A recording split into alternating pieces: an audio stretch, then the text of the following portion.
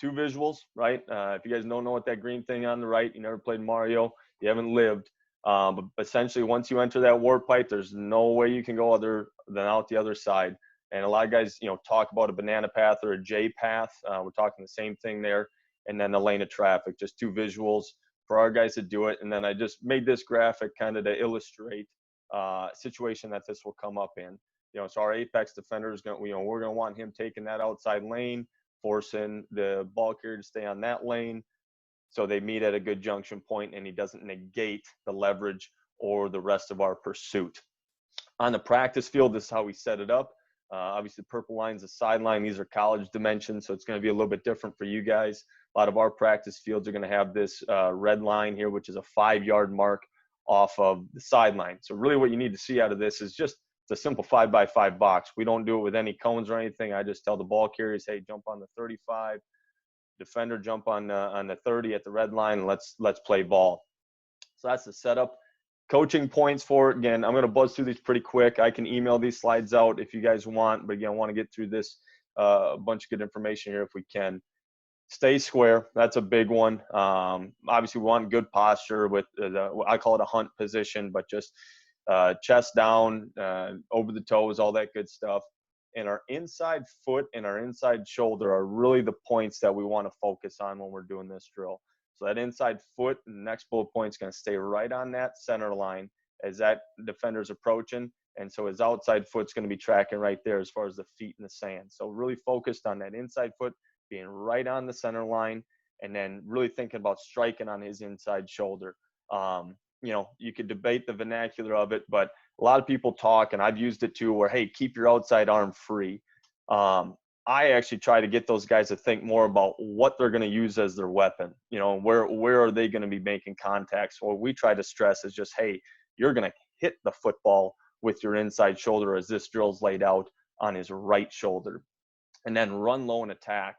I don't coach the footwork a lot in this, and we'll see that in the film. But want those guys in attack mentality. I mean, making a one-on-one tackle's hard enough. Don't want them slowed down. Don't want them shimmying, breaking down, any of that. We're going to run and attack in both of the angles that we're going to talk about today. Common mistakes, and I got some bad film on here too, so we'll be transparent in all this. Guys turn their shoulders inside. So what I don't, we want them staying square, shoulders oriented like this. When they approach that and turn their shoulders like that, well, they negated one of two ways. They negated their leverage by turning this thing into a true one-on-one. They lost all their outside leverage by turning and facing the dude. Or they approach this thing on an inside lane of traffic. Obviously, that's going to invite the ball carrier to bounce this thing. Also something that we don't want our apex or perimeter guys doing. As they approach, some guys will swing their feet outside and take it too wide, making it too easy for the ball carrier to cut. And then lastly, they're going to shimmy or break down. And in practice, we're really going to stress that those guys really, really run and attack. Variations of this drill, make it a bigger box. When you break down film and watch it, your back seven guys, a lot of times, you're going to be able to pause the film and find these 5 to 10 yard boxes where they have a 45-degree angle coming outside in, and they're not breaking the egg the way they need to. The other way that we'll do this here is actually at a warp pipe. So this is more for safeties and sometimes corners where, hey, you got to get down towards the line of scrimmage first. You got to close some space and then find your outside lane of traffic as you're going. So that's just two variations on the drill. So we just set this right up off the sideline. We're going to be looking at number 16 here at the bottom or the middle of the screen there. He does a really nice job of this. Again, you're going to look at his left foot. He stays right on line to this thing. The only thing I tell the offensive scout players here is just, hey, attack right at him, and then you choose, right? These guys are all athletes, or should be, unless we did a poor job recruiting them. If he's got good leverage, put a foot in the ground and cut up field. If he tries to come inside, you bounce it on your own. I don't dictate that in the drill, so the drill really runs pretty smoothly, and we get a lot of reps at it. So as he goes to get this thing, with today's day and age, with all the non-contact deal stuff, we don't do this drill with a lot of thud to it. So every once in a while, we'll have those guys thud, but we'll trace that back. You can just watch his inside foot stay on a really, really pure path as he approaches that dude, and that guy's got one way to go, and that's to cut this up. No thud or anything like that. We're usually just pinning the hip. We'll do this without shoulder pads a lot of times. This next rep now, This kid's not a great player. And the one thing about these two drills as we get going, and I don't want to get lost on it, one of the advantages of doing these two is you can really evaluate your guys and get them to see on film and understand too their limitations. And some guys going, hey, you can take a little bit more aggressive path. Our best tacklers are actually going to take an inside lane, but they're going to stay square. They're going to invite that dude to bounce outside, but then they're just going to get vertical and knife them out. So, you can kind of tweak a little bit as how guys approach the ball, but first you need a way to define it, which we're going to obviously get into depth on in the next 10 minutes. So you see him on this one, he takes it way too inside of an angle there, and the guy tries to bounce it on him.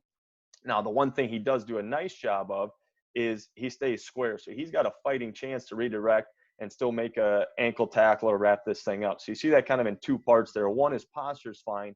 His path is poor. And so, the ball's carry is going to bounce, but because he stays square, he's got a chance to put a foot in the ground and go get the thing. Other variation of it here, as film got away from me, I apologize. Back this up, is the big 10-yard box. So we'll just bounce this thing out, make this a 10-yard box, and force those guys now to build on that fundamental. And, hey, go close that speed the best you can, or close that space, excuse me. And you get a feel for, like, hey, what are you teaching from a run or anything like that? We just say, hey, go. I don't do a ton of it. This turns into a crossover run with square shoulders, and then he kind of scallops right towards the finish, and then the ball carrier tries to bounce. He's got good outside leverage, so he redirects and is going to just thud him up a little bit to finish.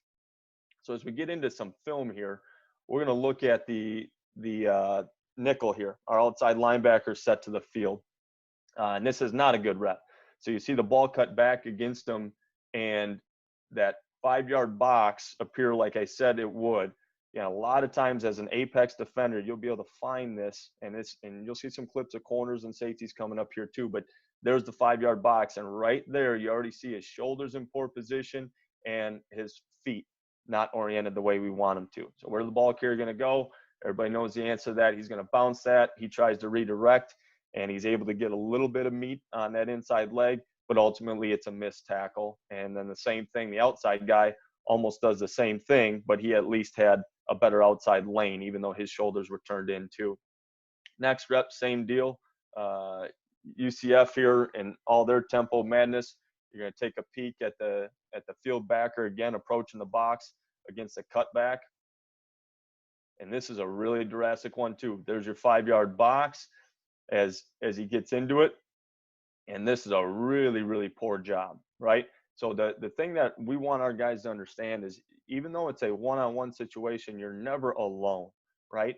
You make yourself into a one-on-one if you negate the rest of the guys that are out there with you. So, we just want to make him a little bit more square and not allow that ball to bounce and get out to the perimeter. So this next rep here is the still frame that I had at the beginning of this. So again, looking at the apex defender, he's going to hold a little bit on this one because we teach our guys, obviously, with all the RPO games and things like that. We'll run a lot of quarters, but we'll do it out of a front side fit to the zone, and then we'll pause our backside guys a lot to hold for RPO. So that's what he's doing here. That's why he's not aggressively closing space, but he does a nice job of staying square, being patient, and putting a strike on the quarterback with his inside shoulder. So you just see the leverage difference there for him on that rep, and a really good one at that.